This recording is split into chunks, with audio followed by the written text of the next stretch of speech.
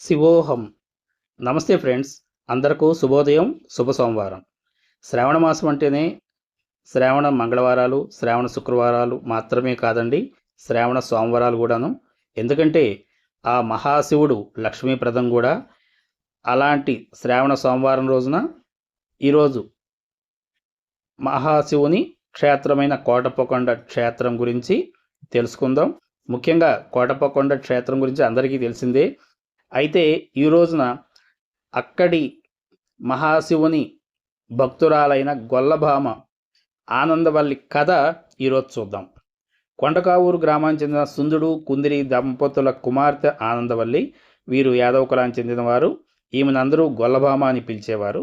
చిన్నతనం నుంచే ప్రాపంచిక సుఖాలపై ఆసక్తి లేని ఆనందవల్లి నిత్యం రుద్రశిఖరంపై ఉన్న పాత కోటేశ్వర స్వామిని భక్తితో అర్చించేది.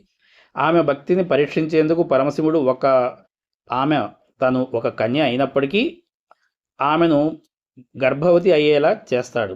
అయినా సరే గొల్లభామ లోకం మాటలను పట్టించుకోకుండా అలా గర్భంతోనే ప్రతిరోజు కొండ ఎక్కి స్వామివారికి అభిషేకాలు, నైవేద్యాలు చేస్తూ ఉండేది.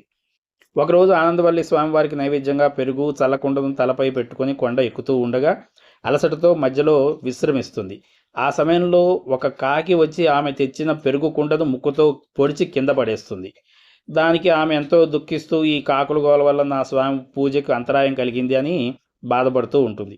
ఆమె భక్తికి కరిగిపోయిన శివుడు వృద్ధ బ్రాహ్మణుడి రూపంలో వచ్చి ఇకపై ఈ కొండపైన కాకులు వాలుక ఉండగోక అని చెప్పేసి శాపం పెడతారనమాట. అందువల్ల కూడా కావచ్చు, ఇప్పటికి కూడా అంత చుట్టూ కొండ ప్రాంతమైనా కూడా అక్కడ కాకులు అసలు మనకు కనబడవు.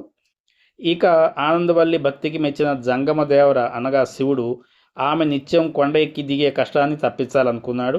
నేనే నీ ఇంటికి వస్తాను, నువ్వు ముందు నడు, నేను వెనకాల వస్తుంటాను, కానీ నా కాళ్ళ గజ్జల శబ్దం వింటూ నువ్వు ముందుకు సాగాలి తప్ప వెనక్కి తిరగకూడదు అని చెప్పేసి నియమం పెడతారు. ఆ విధంగా కిందకు దిగుతూ ఉండగా కాసేపటికి గజ్జల శబ్దం ఆగిపోయేటప్పటికీ ఏంటా అని చెప్పేసి తను స్వామివారు వద్దన్నా కూడా వెనక్కి తిరిగి చూస్తుంది. స్వామివారు ఆ విధంగా తను తిరిగేటప్పటికీ మాట తప్పింది కాబట్టి అక్కడే శివుడు శివలింగాకారంగా మారిపోతాడు. తర్వాత తను బాధపడి స్వామివారు నాకే పరీక్ష పెట్టాడని చెప్పేసి తను కూడా అక్కడే శిలగా మారి స్వామివారిలో ఐక్యత అవుతుందన్నమాట. ఇది గొల్లభామ క్షేత్రం యొక్క మహత్యము. తప్పనిసరిగా ఇక్కడ అమ్మవారిని వీరిని దర్శించే మనం స్వామివారిని దర్శిస్తాం. ఓకే.